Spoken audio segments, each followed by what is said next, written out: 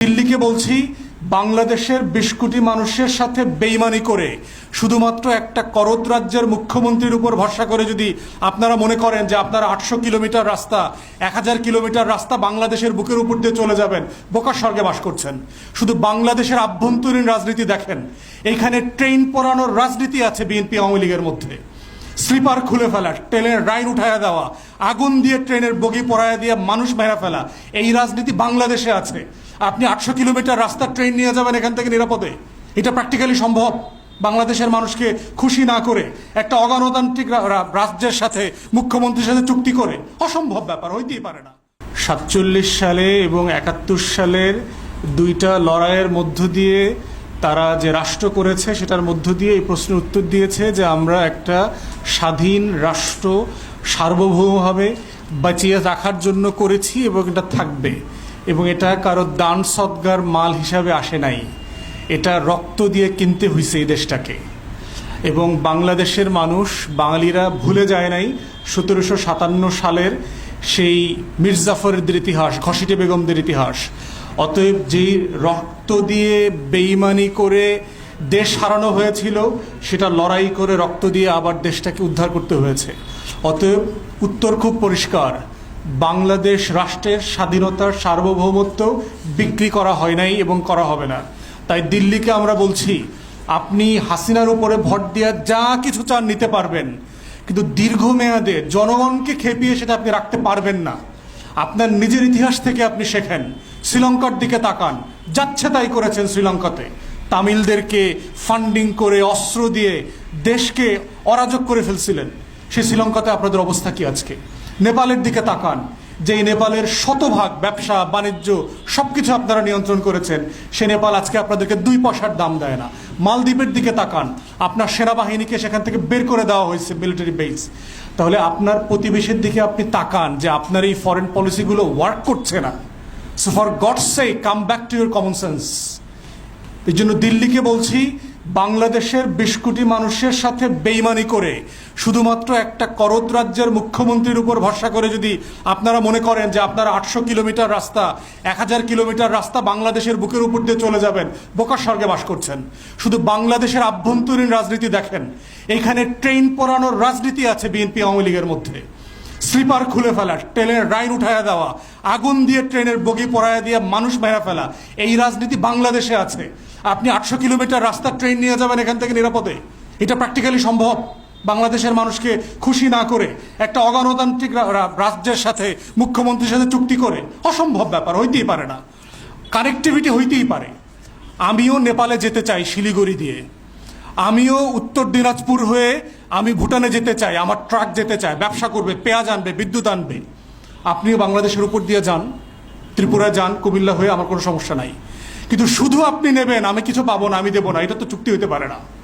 আপনি বার্মা থেকে গ্যাসের পাইপলাইন নিয়ে যাবেন বাংলাদেশের উপর দিয়ে, কিন্তু বার্মা গ্যাস আবার আমাকে বিক্রি করতে পারবে না, সেটা কেমন কথা হইল? অতএব আমরা কানেক্টিভিটির বিপক্ষে না, কিন্তু সেই কানেক্টিভিটি মিউচুয়াল ইন্টারেস্টের উপর ভিত্তি করে হইতে হবে। এটা একপাক্ষিক হইলে দিল্লিকে মনে রাখতে হবে আপনার নিজের ইতিহাস সাক্ষী, এটা আপনি ডিসফাংশনাল হয়ে যাবে, এটা আপনি মেনটেন করতে পারবেন না। চুক্তি শেষ না, লং টার্মে এই স্বার্থ ধরে রাখাটা হলো বড় চ্যালেঞ্জ। এই জন্য আমরা বলছি যে আমাদের রক্তাক্ত স্বাধীনতার ইতিহাসকে কোনোভাবে ছোট করবেন না। আমরা রক্ত দিয়ে দেশ স্বাধীন করেছি, কারণ দান সৎগার বাংলাদেশ না, কোনোভাবে ছোট করবেন না। শেখ হাসিনা, শেখ পরিবার আর আওয়ামী লীগ বাংলাদেশ না। বাংলাদেশ অনেক বড়, ২০ কোটি মানুষের বাংলাদেশ, মুক্তিযোদ্ধাদের বাংলাদেশ। অতএব এই বাংলাদেশ বিক্রি হইতে দেওয়া যাবে না এবং হবে না ইনশাআল্লাহ। আপনারা দেখেছেন গত কয়েকদিন আগে ২ দিনের সফরে বাংলাদেশের এই দখলদার সরকারের একটা ডেলিগেশন দিল্লিতে গিয়েছিল এবং ২ দিন সফর শেষে তারা বাংলাদেশে ফিরে এসছে। যে সোফার যে ছোট ছোট ব্রিফিংগুলো করা হয়েছে তার মধ্য দিয়ে আমরা এই দিল্লি সফরের সাবস্ট্যান্স খুব বেশি জানতে পারি। আমরা বোঝার চেষ্টা করছি যে আসলে এই সফরে যে 10টা স্মারক স্বাক্ষরিত হয়েছে, মেমোরেন্ডাম অফ আন্ডারস্ট্যান্ডিং, সেগুলোর কন্টেন্টস কি এবং কী কী বিষয় সেখানে আছে, বাংলাদেশের স্বার্থ কীভাবে সেখানে রক্ষা করা হয়েছে অথবা ভুলুণ্ঠিত করা হয়েছে, সেই বিষয়গুলো আমরা আসলে জানবার চেষ্টা করেছি। দুঃখজনকভাবে হলেও সত্য যে আমরা সাবস্ট্যান্টিভ কোনো কিছু জানবার সুযোগ এখনো পাইনি, কিন্তু সোফার যেগুলো আমরা গণমাধ্যমের মারফতে জানতে পেরেছি সেটা খুবই ভয়ঙ্কর এবং বাংলাদেশের রাষ্ট্র হিসাবে স্বাধীনভাবে সার্বভৌমত্বের সাথে সাথে নিয়ে টিকে থাকবার যে লড়াই, সেই লড়াইয়ে এটা কোনোভাবেই সহায়ক বলে আমরা মনে করছি না। তাই এবি পার্টির পক্ষ থেকে আজকে আমরা বোধ করছি যে 10টা স্মারক স্বাক্ষরিত হয়েছে তার ভিতরে অনেকগুলো নবায়িত হয়েছে, আগেই স্বাক্ষর করা ছিল, অনেকগুলো নতুন, কোনোটার ব্যাপারে 3টার ব্যাপারে আমরা শুনেছি যেটা মানে এটা স্মারক না, সেটা হচ্ছে যে চুক্তি। আবার কোথাও কোথাও দেখলাম যে 10টাই স্মারক, আসলে কি সে ব্যাপারে আমরা এখনো পুরোপুরি জানি না। 2-3টা স্মারকের ব্যাপারে আমাদের বেশি কনসার্নিং মনে হয়েছে। তার ভিতর একটা হচ্ছে আমাদের সমুদ্র সীমার ব্যাপারে, যে সো কল্ড ব্লু ইকোনমির সাথে পার্টনারশিপ করার ব্যাপারে যে স্মারকটা স্বাক্ষরিত হয়েছে। দ্বিতীয় যে ব্যাপারে আমরা কনসার্ন সে বিষয়টা হচ্ছে ডিজিটাল সিকিউরিটির ব্যাপারে। আমাদের টোটাল যে সাইবার স্পেস আছে, আমাদের ইন্টারনেট, মোবাইল, এই নেটওয়ার্কিং সিস্টেম, এটার কোঅপারেশনের ব্যাপারে এখানে আলাপ করা হয়েছে। আমাদের স্পেস নিয়ে এখানে একটা স্মারক স্বাক্ষরিত হয়েছে। এবং আরেকটা বিষয় যেটা আমাদের আলোচনাতে সবচেয়ে বেশি এসছে সেটা হচ্ছে ট্রেন লাইন। আপনারা হয়তো জানেন যে ফখরুদ্দিন মঈনুদ্দিনের সময় যে একটা গাদ্দার সরকার ছিল 111-এর, তারা 2008 সালে একটা চুক্তি করেছিল ট্রান্স এশিয়ান কানেক্টিভিটির নামে, এবং সেখানে শুধু ভারত ছিল না, সেখানে চায়না ছিল, নেপাল ছিল, ভুটান ছিল, মালয়েশিয়া পর্যন্ত ছিল, যে একটা ট্রেন কানেক্টিভিটির মধ্য দিয়ে এই দেশগুলোর সাথে আমরা কিভাবে যোগাযোগ বাড়াতে পারি, যেটা বর্তমান বাস্তবতাতে দুনিয়ার গ্লোবাল স্ট্যান্ডার্ডে খুবই একটা ন্যাচারাল প্র্যাকটিস। কিন্তু পরবর্তীতে আমরা দেখলাম যে এই রেজিম হঠাৎ করে 2008-এর ডিসেম্বরে ক্ষমতা আসার পর থেকে এই কানেক্টিভিটি ট্রিটিটা অন্য সকল দেশ ছাপিয়ে এসে শুধুমাত্র বাংলাদেশ ভারতের মধ্যে এসেছে। এবং গত কয়েক মাসের আলোচনাতে আমরা দেখলাম যে ভারত সরকার ইতিমধ্যেই 850 থেকে 1150 কিলোমিটার লম্বা ট্রেন নেটওয়ার্কের প্রস্তাব করেছে, যেটার যদি পুরো নেটওয়ার্কের ম্যাপটা কেউ দেখে আপনি বুঝবেন না যে বাংলাদেশ নামে কোনো রাষ্ট্র আছে। আপনারা বুঝবেন যে একটা ভারত রাষ্ট্রের এক প্রান্ত থেকে ট্রেনে আপনি আরেক প্রান্তে চলে যাচ্ছেন। এই যে সাবসার্ভিয়েন্ট ফরেন পলিসির মধ্য দিয়ে বাংলাদেশের ভূখণ্ডকে করিডোর বানিয়ে একটা স্বাধীন সার্বভৌম রাষ্ট্রের স্বার্থ কিভাবে নষ্ট করছে, ভুলুণ্ঠিত করছে, সেটার প্রতিবাদ জানানো আমরা মনে করেছি যে আমাদের নাগরিক দায় এবং দায়িত্ব। বাংলাদেশের এই কোটি কোটি ঘুমিয়ে থাকা প্রজাদেরকে স্মরণ করিয়ে দিচ্ছি, পৃথিবীর কোনো আইনে স্বাধীনতার অধিকার স্বীকার করা হয় না, এটা লড়াই করে আদায় করতে হয় এবং স্বাধীন থাকতে হয়। সার্বভৌমত্বের কোনো ইউনিভার্সাল রাইট নাই। মানুষকে লড়াই করে, সংগ্রাম করে, আন্দোলন করে, রক্ত দিয়ে, জীবন দিয়ে সার্বভৌম রাষ্ট্র তৈরি করতে হয় এবং সেখানে বেঁচে থাকতে হয়। তাই যারা যদি কেউ মনে করে থাকেন যে 71 সালে আমাদের পূর্বপুরুষরা রক্ত দিয়েছে বলে এই দেশ কালের পর কাল, অনন্ত কাল ধরে স্বাধীন থাকবে, সার্বভৌম থাকবে, তারা বোকার স্বর্গে বাস করছেন। তাই আমরা বলছি যে বাংলাদেশ রাষ্ট্রকে স্বাধীন এবং সার্বভৌম রাখবার লড়াইটা প্রতি প্রজন্মের লড়াই। এটা প্রতি প্রজন্মকে তার মতো করে এই লড়াইটা করতে হবে। আমরা মনে করছি যে এই দখলদার সরকার, Awami East India company, Lord Clive, Jagat Sen আর মীর জাফরদের মতো যেভাবে দেশটাকে লুটে পুটে খাচ্ছে, এর প্রতিবাদ করা এবং আমাদের পূর্বপুরুষদের মতো করে লড়াই করে যাওয়াটা আমাদের নাগরিক দায়িত্ব।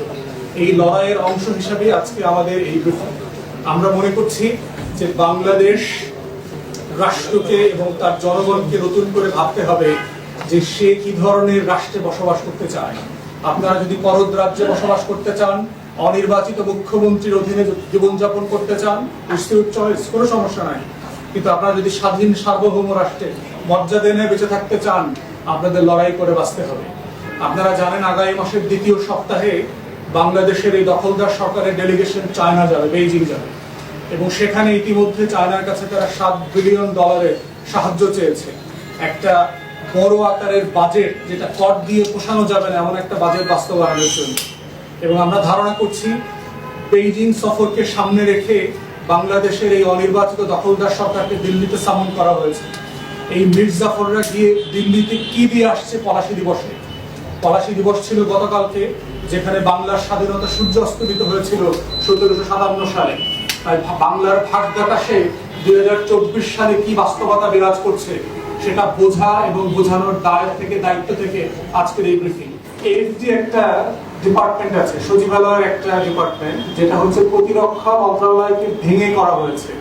পৃথিবীর কোনো দেশে প্রতিরক্ষা মন্ত্রণালয় ভেঙে সশস্ত্র বিভাগ নামে আলাদা কোনো ডিপার্টমেন্ট করা হয় না, এটা সামরিক সরকাররা করেছে। তো এখানকার একজন প্রিন্সিপাল স্টাফ অফিসার, একজন লেফটেন্যান্ট জেনারেল, উনি সফরে ছিলেন এবং একজন কর্নেল গেছেন। এই ভদ্রলোক হচ্ছে মিলিটারি প্ল্যানিং, অপারেশন এগুলোর দায়িত্বে। এই দুই ভদ্রলোক এই ডেলিগেশনের অংশ ছিলেন এবং 10টা যে এমওইউ স্বাক্ষর হয়েছে তার ভিতরে একটা এমওইউ হচ্ছে সামরিক সহযোগিতা বিষয়ক। মানে বাংলাদেশের যে ডিফেন্স কলেজ আছে, স্টাফ কলেজ আছে, এখানে আমাদের অবসরপ্রাপ্ত সেনা কর্মকর্তা আছেন, উনি কিছুক্ষণ পরে কথা বলবেন এটা নিয়ে, যে বাংলাদেশের স্টাফ কলেজের সাথে ইন্ডিয়ান স্টাফ কলেজের কোঅপারেশন এগ্রিমেন্ট হয়েছে। ওয়েল, আমাদের তো সকল দেশের স্টাফ কলেজের সাথে একাডেমিক এক্সচেঞ্জ প্রোগ্রাম অলরেডি আছে। ভারত, পাকিস্তান, নেপাল, ভুটান থেকে যেভাবে মিলিটারি অফিসাররা আমাদের স্টাফ কলেজে, ডিফেন্স কলেজে আসে ট্রেনিং নেবার জন্য, আমাদের অফিসাররা ওখানে যায়। অলরেডি তো কোঅপারেশন আছে, আবার নতুন করে এমওইউ করতে হচ্ছে কেন? সেনাবাহিনীর কাছ থেকে আপনারা কি চাচ্ছেন, কি কোঅপারেশন করবে? আমাদের আমলারা, জাজরা ইতিমধ্যে ভারতে যাচ্ছে ট্রেনিং এর জন্য। ভারত নিজেই একটা highly corrupt, dysfunctional bureaucratic country, যার নিজস্ব সিস্টেম ওয়ার্ক করে না। সে আরেকটা দেশকে কিভাবে ট্রেন করবে? যে নিজে একটা থার্ড ওয়ার্ল্ড কান্ট্রি, সে আরেকটা দেশকে কিভাবে টাকা দেবে? যার নিজের দেশের 80% মানুষ 2 বেলা খেতে পারে না, সে আরেকটা দেশকে কিভাবে তিস্তা প্রকল্পে $1 বিলিয়ন ভিক্ষা দেওয়ার চিন্তা করবে?